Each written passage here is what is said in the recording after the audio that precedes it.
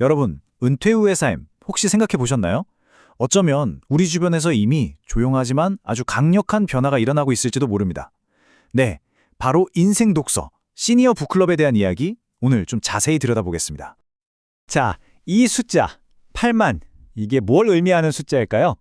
만약 우리가 60세에 은퇴한다면 우리에게 주어지는 자유시간이 바로 8만 시간이라고 합니다. 이게 감이 잘 안 오시죠? 하루 24시간, 1년 365일 내내 아무것도 안 해도 꼬박 9년이 넘는 시간입니다. 정말 어마어마한 시간이죠. 그래서 어떤 분들은 이 시기를 두 번째 비상을 할 수 있는 엄청난 기회라고도 부르더라고요. 하지만 동시에 이 시간은 우리에게 아주 근본적인 질문 하나를 던집니다. 이 방대한 시간을, 이 새로운 제3의 인생을 대체 어떻게 채워나가야 할까? 바로 이 질문에 부딪히게 되는 거죠. 자, 그런데요. 우리의 꿈과 현실, 그 사이엔 좀 씁쓸한 간극이 있습니다. 은퇴하면 세계 여행도 가고 새로운 것도 배우고 이런 멋진 계획들을 세우지만 현실은 어떤가요? 많은 분들이 대부분의 시간을 TV 앞에서 보낸다고 합니다. 그런데 이런 수동적인 활동은요, 정신적 몰입도가 고작 4%에 불과하대요. 꿈꿨던 적극적인 활동의 10분의 1도 안 되는 거죠. 그럼 행복한 노후를 위해서 진짜 필요한 건 뭘까요? 전문가들은 보통 이 5가지 기둥을 꼽습니다. 건강, 배우자, 재정, 친구. 물론 다 너무 중요하죠. 근데 이 4가지는 어느 정도 주어진 환경의 영향을 받기도 해요.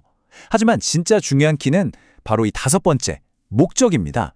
일이나 취미를 통해 얻는 이 목적의식이야말로 우리가 스스로 아주 적극적으로 만들어갈 수 있는 영역이거든요. 네, 바로 그 목적. 이걸 어디서 찾을 수 있을까? 오늘 이야기의 핵심이 바로 여기 있습니다. 바로 시니어 북클럽이 그 강력한 대안으로 떠오르고 있다는 사실입니다. 단순히 책만 읽는 모임이라고 생각하면 그건 좀 섭섭한 이야기고요. 이곳은 새로운 배움과 활기찬 교류가 막 샘솟는 말 그대로 인생의 새로운 중심지가 되고 있습니다. 이게 얼마나 다양한 모습으로 나타나는지 궁금하시죠? 그래서 제가 아주 흥미로운 두 클럽의 이야기를 가져왔습니다.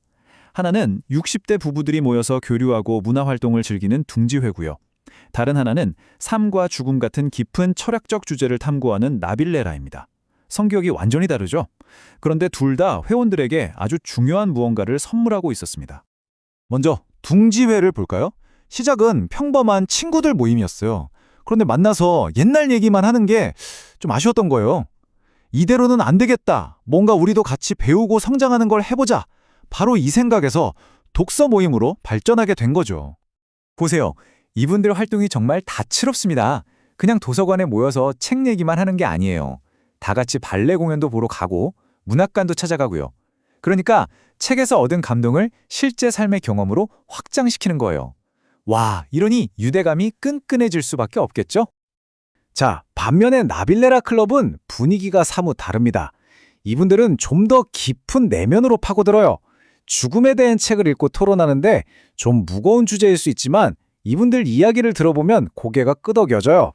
죽음을 이야기하면서 역설적으로 지금 여기의 삶을 어떻게 살아야 할지 그 의미를 찾고 있는 거죠. 자, 그럼 이런 멋진 모임들이 그냥 회원들의 열정만으로 가능했을까요? 물론 그것도 중요하지만 그게 전부는 아니었습니다. 이 클럽들이 잘 자랄 수 있도록 뒤에서 든든하게 받쳐주는 공동체 생태계라는 비밀이 있었습니다. 그 생태계의 핵심, 바로 장소에 있었습니다. 이 데이터 좀 보세요. 압도적이죠? 시니어 독서 모임의 거의 대부분이 공공도서관이나 작은 도서관에서 열리고 있는 거예요. 여기가 바로 이 멋진 움직임의 심장, 일종의 베이스 캠프인 셈입니다. 그런데 여기서 정말 의외의 사실을 하나 발견하게 됩니다. 우리는 흔히 나이 들면 책 읽기 싫어하시겠지라고 생각하잖아요. 근데 그게 아니었어요. 더 많은 분들이 참여하지 못하는 가장 큰 이유가 독서에 관심이 없어서가 아니라 참여할 기회를 못 찾아서였습니다. 하고는 싶은데 어디서 하는지, 어떻게 참여하는지 그걸 모른다는 게 가장 큰 문제였던 겁니다.